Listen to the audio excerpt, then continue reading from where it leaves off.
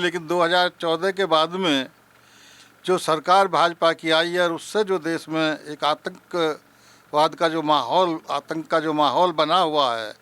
देखिए, देश की जनता ने ये 10 साल देख लिए हैं। लोकतंत्र जो है वो ख़त्म हो रहा है, लोकतंत्र की जगह ऑटोक्रेसी आ रही है। आरएसएस की किताबों में दर्ज है कि भारत को हिंदू राष्ट्र तभी हम बना सकते हैं जब 3 चीज़ें कर रहे हैं। एक तो विदेशी मूल के धर्म यानी ईसाई और मुसलमान मुक्त भारत हो जाए। जो आपराधिक न्याय प्रणाली है उसका सबूत इसी बात से मिल जाता है कि पिछले 10 साल में 40 से ज़्यादा मॉब लिंचिंग की घटनाएं हुई हैं, जिसमें कि जो उग्र हिंदूवादी भीड़ ने हमारे 40 मुसलमान भाइयों को कत्ल किया है। 26 और 27 जुलाई को देश की राजधानी दिल्ली के जंतर मंतर पर, ऐसे वक्त में जब संसद का सत्र चल रहा है, इस देश के दलित, पिछड़े, आदिवासी, मुसलमान, जिन पर धार्मिक रूप से मुसलमानों पर हमले बढ़ रहे हैं, ईसाइयों पर हमले बढ़े हैं। मणिपुर का मामला ताज़ा है, चर्चे जलाए गए हैं, आदिवासी महिलाओं की घटना आपके सामने है, मुसलमानों के साथ लगातार लिंचिंग और एट्रोसिटी हो रही है। दलित समाज तो हाशिए पर था और आज उसको और हाशिए पर धकेल दिया गया है। पिछड़ों की भी लगातार हकमारी हो रही है। इन्हीं सब मुद्दों पर साहू जी महाराज, जिन्होंने 50% रिजर्वेशन दिया था पहली बार भारत में, उस मौके पर मुस्लिम दलित समुदाय के लोग जो हैं, पिछड़े समाज के लोग मिलकर एक बड़ा आयोजन कर रहे हैं 26 और 27 को जंतर मंतर पर। तमाम मेहमान हमारे साथ हैं जो इस कार्यक्रम का को नेतृत्व दे रहे हैं। उनसे एक एक प्रतिक्रिया भी लेंगे कि वजह क्या है। क्या सर, अपना परिचय दे दीजिए। मेरा नाम जितेंद्र कुमार है। मैं बहुजन संघर्ष का संपादक रहा हूँ। वामसिप, DS4 और बहुजन समाज पार्टी की स्थापना में मैं साथ रहा हूँ और अभी फ़िलहाल मैं बहुजन रिपब्लिकन सोशलिस्ट पार्टी का जनरल सेक्रेटरी हूँ। और जो 26 तारीख का कार्यक्रम जंतर मंतर पर रखा गया है छत्रपति साहू जी महाराज की जयंती के अवसर पर, क्योंकि आप जानते हैं कि पिछले 2014 से इस देश में जो सरकार आई है भाजपा की, वैसे तो पहले भी भाजपा की सरकार थी, अटल बिहारी वाजपेयी उसमें प्रधानमंत्री रहे, उससे हमारी इतनी शिकवा शिकायतें नहीं थी। लेकिन 2014 के बाद में जो सरकार भाजपा की आई है और उससे जो देश में एक आतंक का जो माहौल बना हुआ है और आए दिन जिस तरीके से भाजपा सरकार मनमर्जी से देश की जनता के साथ जो खिलवाड़ कर रही है, चाहे वो नौकरियों में हो, चाहे वो सरकारी जो उपक्रम हैं उनको बेचने में हो, चाहे वो रेल हो या भेल हो या LIC हो, कोई भी, मतलब आप देख लीजिए हर क्षेत्र में भाजपा जो है मतलब पूरी तरह से देश को बेच देना चाहती है। इसलिए ऐसे समय में लोगों को जागरूक करना, उनको एहसास कराना कि भाई किस तरीके से इस सरकार को आने वाले 2024 में बाहर किया जाए, उसके लिए हम जंतर मंतर पर लोगों का आह्वान किया गया है। और वहाँ आगे का जो भी हमारे प्रमुख अतिथि उस दिन वहाँ होंगे, सबकी जो राय आएगी उसके आधार पर हम जनता के बीच में जाएंगे और किसी भी हालत में इस सरकार को 2024 में आने से रोकेंगे। सोचिए, मेरे साथ ऐसी फैमिली भी है, उमर के पिता भी हैं। आप सब जानते हैं किस तरह से, चाहे खालिद सैफ़ी हो या उमर खालिद हो, उन लोगों को पॉलिटिकल प्रिजनर बना के रखा हुआ है। वो पिछले 3 साल से जेल में हैं। क्या लग रहा है सर, कुछ जागरूकता आई है या अभी भी धर्म के नाम पर बीजेपी जो हिंदुओं की एकजुटता की बात कहती है और मुसलमानों के खिलाफ खड़ा करते हैं, उसमें कुछ चेतना आई है? देखिए, देश की जनता ने ये 10 साल देख लिए हैं। जिस बुनियाद पर नरेंद्र मोदी जी सत्ता में आए थे कि हम जो है 2 करोड़ जॉब देंगे, सबका साथ सबका विकास होगा, लेकिन ऐसा कुछ हुआ नहीं। लोकतंत्र जो है वो ख़त्म हो रहा है, लोकतंत्र की जगह ऑटोक्रेसी आ रही है। रूल ऑफ लॉ की जगह अनार्की आ रही है, जो फेटर्निटी थी, भाईचारा था, उसकी जगह नफ़रत का माहौल बन रहा है। और फिर हम ये देखते हैं कि अर्थव्यवस्था के अंदर जो बिगाड़ आया है उसने हर यानी लोगों की ज़रूरत की जो चीज़ें हैं, बुनियादी ज़रूरतें, वो मिलना भी मुश्किल हो गया है। और फिर देश के अंदर ये जो राजनीति है कि लड़ाओ और हुकूमत करो, जो अंग्रेज़ों की राजनीति थी, उसी को इन्होंने अडॉप्ट कर लिया है। लेकिन हर इंडिविजुअल के दिमाग में भर दिया गया। अभी भी हम लोगों ने एक बहस देखी, उसमें लोगों को लगता है कि मैं मुस्लिम हूँ तो टॉर्चर किया जा रहा है, मैं शेड्यूल कास्ट हूँ तो परेशान हूँ। लोग आपस में भी एक कॉन्फ्लिक्ट में चले गए। नहीं देखिए, कॉन्फ्लिक्ट बढ़ा। आपकी बात सही है मुझे कि ये नफ़रत का जब माहौल बनता है तो ये सब चीज़ें उभर के आती है। ये तो उसका एक आउटकम है जो होता है, लेकिन लोगों ने इसको महसूस कर लिया है। अभी देखिए, ये जो 26 पार्टियों का एक गठबंधन बना है, और इसलिए कि इन पार्टियों ने भी ये महसूस कर लिया है कि अगर हम आपस में लड़ेंगे तो फिर बीजेपी वापस आ जाएगी, और फिर बीजेपी अगर वापस आ जाएगी तो फिर हमारी पॉलिटिक्स भी ख़त्म हो जाएगी। इसलिए कि अगर 2024 में अगर ये लोग फिर सत्ता में आते हैं तो फिर कोई पॉलिटिक्स नहीं बचेगी इस देश के अंदर, सिर्फ एक ही पॉलिटिक्स चलेगी। ये अपोजिशन के पॉलिटिकल पार्टियों को भी लगने लगा है। जी बिल्कुल लगने लगा है। और फिर देखिए, सत्ता के यानी जो पब्लिक है, आप देखिए, ये जो लोग कहते हैं कि पब्लिक पूरी तरह करप्ट हो गई है, पब्लिक जो है वो उसका दिमाग ख़राब हो गया है, वो हिंदू मुस्लिम में डिवाइड हो गई, ये सूरत हाल सही नहीं है। जी 2014 में भी बुनियादी तौर पे 16% लोग इनके साथ थे। 14% लोग जो जुड़े हैं बाद में, 31% वोट मिला था, वो लोग थे जो ये नारों से खुश होकर आए थे। मतलब यूनिटी में इनको हर चुनाव पॉलिटिकल बैटल में हराया जा सकता है। अगर आप मुझे बताइए ना, अगर ये नहीं होता तो ये फिर डिवाइड करने की ज़रूरत क्या थी? हिंदू मुस्लिम, ये दलित और फलां और ये सब डिवाइड, और फिर इसके अलावा और बहुत सारे कार्ड बीजेपी खेलती है। इसका मतलब है कि बीजेपी जानती है कि वो पॉजिटिव बुनियाद पर इलेक्शन नहीं जीत सकती है, और इसीलिए वो पॉजिटिव मुद्दों पे आती ही नहीं है।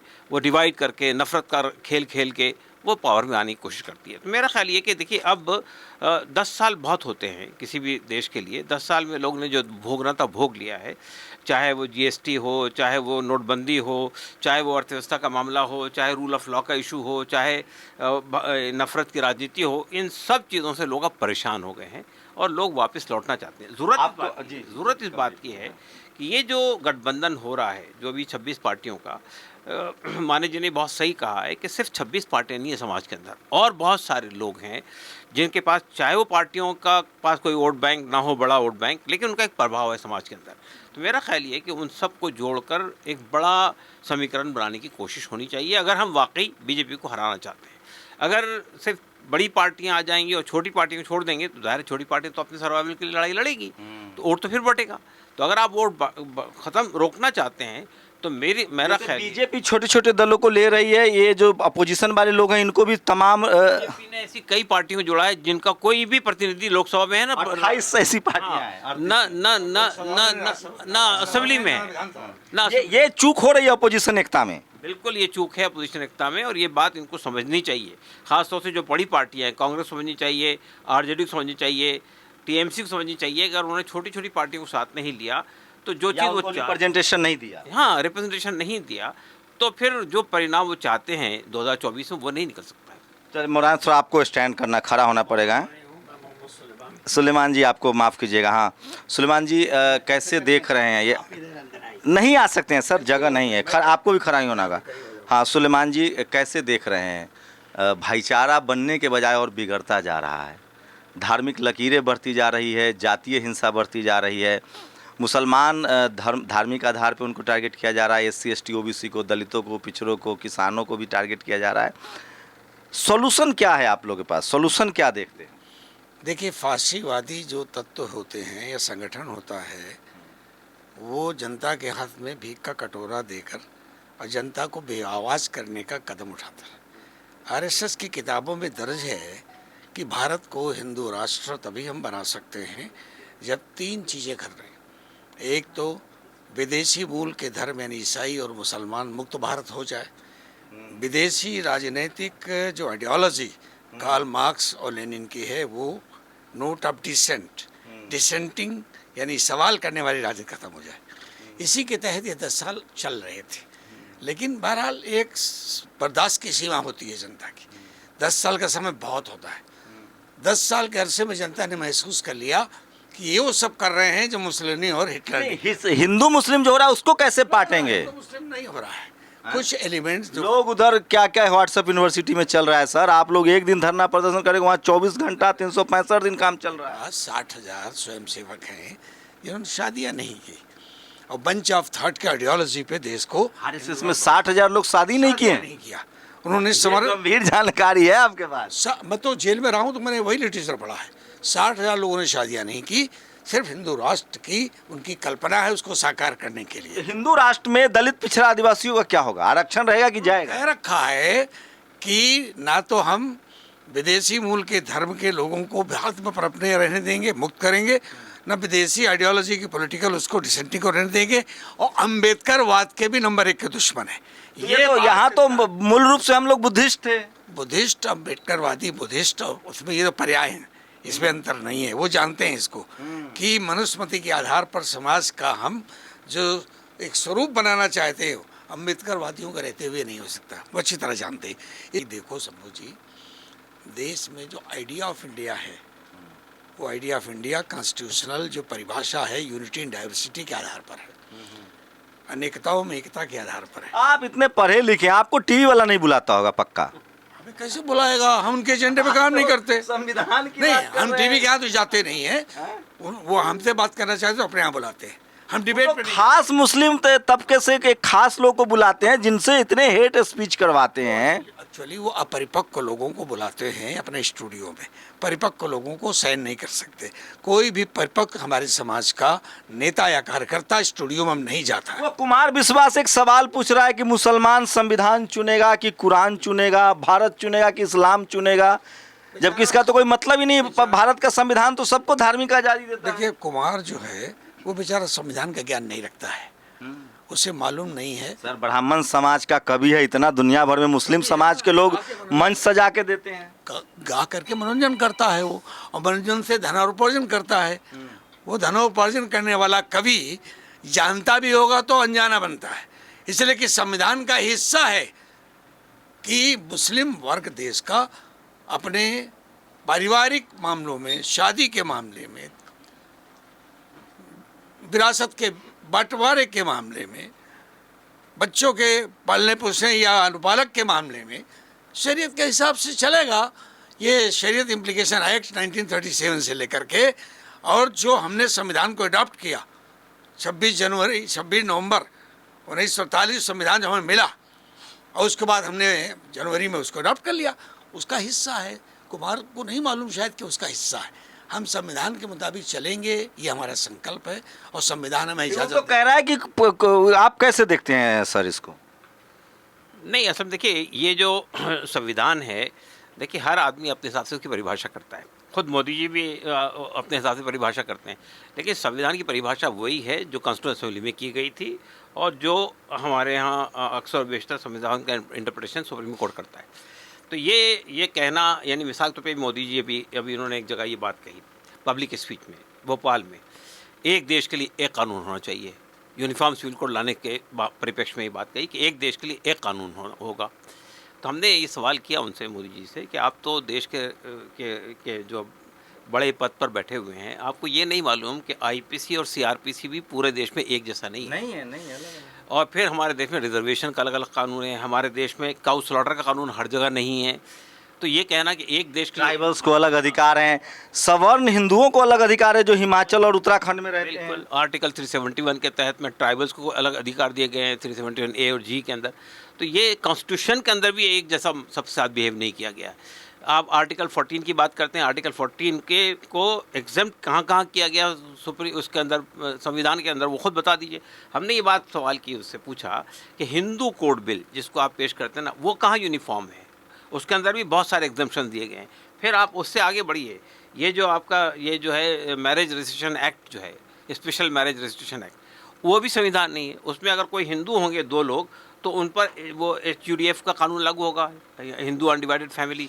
लेकिन अगर वो 2 मुसलमान जाएंगे उसके तहत शादी करने के लिए, उन पर लागू नहीं होगा। तो ये इसका मतलब तमाम मुद्दे हैं। देखिए, सोशल मीडिया पर चल रहा है, और दलित हो, पिछड़े हो, मुसलमान हो, वो लोग बहुत चिंतित हैं अपने संवैधानिक अधिकार को लेकर। मैं बार बार कह रहा हूं कि सबसे ज़्यादा चोट संवैधानिक अधिकार पे की जा रहा है। माने साहब हैं आप मेरे साथ, आइए माने साहब, जरा आप आ जाइए, स्टैंड हो जाइए। हैं। तो ये खड़ा हो जाइए ना सर, हो जाए। माने साहब, ये क्यों लगा आपको कि अब देश की राजधानी दिल्ली में इस तरह के धरना की जरूरत है? सबसे पहले कल 26 जुलाई के मौके पर बहुजन रिपब्लिकन सोशलिस्ट पार्टी की तरफ से जो 14 साल से 2014 से लेकर अभी तक बीजेपी आरएसएस के कार्यकाल में इस देश के मूल सारे मूल्यात्मक जो ढांचे हैं, उस ढांचे को जब गिराया जा रहा है, चाहे ढांचा अर्थव्यवस्था का हो, चाहे ढांचा संवैधानिक व्यवस्था का हो, चाहे ढांचा लोकतंत्र का हो, या चाहे ढांचा नागरिकों के मूलभूत अधिकारों का हो, जब पूरे देश में ये अलग अलग मोर्चे पर वर्तमान सरकार एक गलत नीति अपनाई रही, और गलत नीतियों के मैं दो उदाहरण देता हूँ। एक तो आप डीमोनेटाइजेशन 2016 की है, और अभी मणिपुर में 4 महीने पूरे हो गए, उसके लिए सरकार की एक अलग नीति है। ये जब बातें देखते हैं तो हर देश के हर संविधान प्रेमी आदमी को इस सरकार के खिलाफ संघर्ष करना चाहिए, और सुप्रीम कोर्ट कहता है कि सही मायने में संवैधानिक ढांचे के अंदर सरकार के साथ संघर्ष करने का हर नागरिक का मूलभूत अधिकार है। तो इस बात को लेकर कल 26 जुलाई को जो वर्तमान सरकार की गलत नीतियाँ हैं, मैंने कहा कि अलग अलग मामलों में ले, शिक्षा नीति से लेकर कृषि नीति तक, और डिफेंस सेंटर से लेकर ये मोनेटाइजेशन पॉलिसी तक, तो इसका एक जम के विरोध होना चाहिए। और इसमें भी नेशनल स्टेट लेवल का अम्बेडकराइट मूवमेंट कहीं भी पीछे नहीं होना चाहिए। ये सोशल कास्ट रिलीजन इशू के अलावा इस देश में और भी कुछ बड़े बड़े इश्यूज हैं जिसको भी अम्बेडकराइट मूवमेंट को डील करने की औकात होनी चाहिए। इसका कल दर्शन हम जंतर मंतर पर। साहू जी महाराज के को लेकर खास कोई आपने जो रिजर्वेशन लागू हुआ था उसी दिन को चुना है आपने? 26 जुलाई 1902 में राजर्षि शाहू महाराज इस देश के 700-800 राजाओं में अकेले राजा थे जिन्होंने इस देश के बहुजन समाज को उस वक्त 26 जुलाई 1902 को 50% आरक्षण दिया था। उसके लिए एक आरक्षण की एक लंबी स्टोरी हिस्ट्री के पीछे शाहू महाराज का एक बड़ा रोल रहा, जिसको साउथ इंडिया में द्रविडियन मूवमेंट को गाइडेंस के रूप में राजर्षि शाहू महाराज का एक बड़ा योगदान को भी जोड़ा। और इसीलिए बाबा साहब ने शाहू महाराज को you are the pillar of social democracy, आप सामाजिक लोकशाही के आधार स्तंभ हो, ये उपाधि जो शाहू महाराज को दी थी। तो उस शाहू महाराज के योगदान को याद करने के लिए वही 26 जुलाई ये दिन हमने चुना है, ताकि 26 जुलाई को शाहू महाराज को भी याद करें और केंद्र सरकार की गलत नीतियों का विरोध भी करें। इसीलिए 26 जुलाई जंतर मंतर के ऊपर चुना। तो 2 दिन 26-27 दोनों दिन आपने प्रोग्राम रखा है। ये 27 जुलाई का जो है वो मकसद अलग है। 27 जुलाई का खास मकसद है जिस संविधान का अभी आप जिक्र कर रहे थे, आप खुद कई पैनलिस्ट के साथ माइनॉरिटी के, शेड्यूल कास्ट के, शेड्यूल ट्राइब के, उनकी चाहे मॉब लिंचिंग का मामला हो या ये मणिपुर का ये बलात्कार का मामला हो या मध्य प्रदेश के आदिवासी के ऊपर पेशाब करने का मामला हो, इसका एक जवाब अगर आप ढूंढते ढूंढते चले जाए तो रिएक्शनरी मूवमेंट तो देश में बहुत है, और रिएक्शनरी मूवमेंट इसको सॉल्यूशन नहीं देते। इसके लिए एक लंबी कंस्ट्रक्टिव मूवमेंट की ज़रूरत होती है।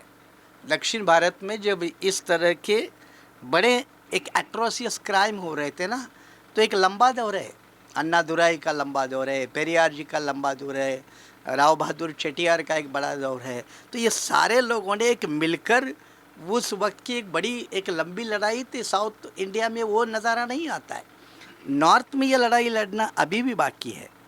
दुर्भाग्य से इस लड़ाई को कांशीराम साहब ने सही दिशा में और सही ताकत के साथ छेड़ा था, दुर्भाग्यवश वो जल्दी चले गए। उसके बाद की मायावती जैसे नेता उसको संभल नहीं पाई, इसलिए ब्राह्मणवाद का फिर एक बड़े लेवल पे जो बोलबाला हुआ है, इसमें संविधानिक राजनीतिक आरक्षण के तहत जो शेड्यूल कास्ट के 84 और ट्राइब के 47, ये 131 मेंबर ऑफ पार्लियामेंट चुन के जाते हैं। ये 131 member of parliament schedule caste के और शेड्यूल ट्राइब के, इसमें से 137 ओबीसी के हैं और मुस्लिम समाज के 24 माइनॉरिटी के हैं, जबकि उनके आबादी के हिसाब से 74 होने चाहिए, मुस्लिम समाज की आबादी के हिसाब से 74 होने चाहिए, लेकिन वो है 24।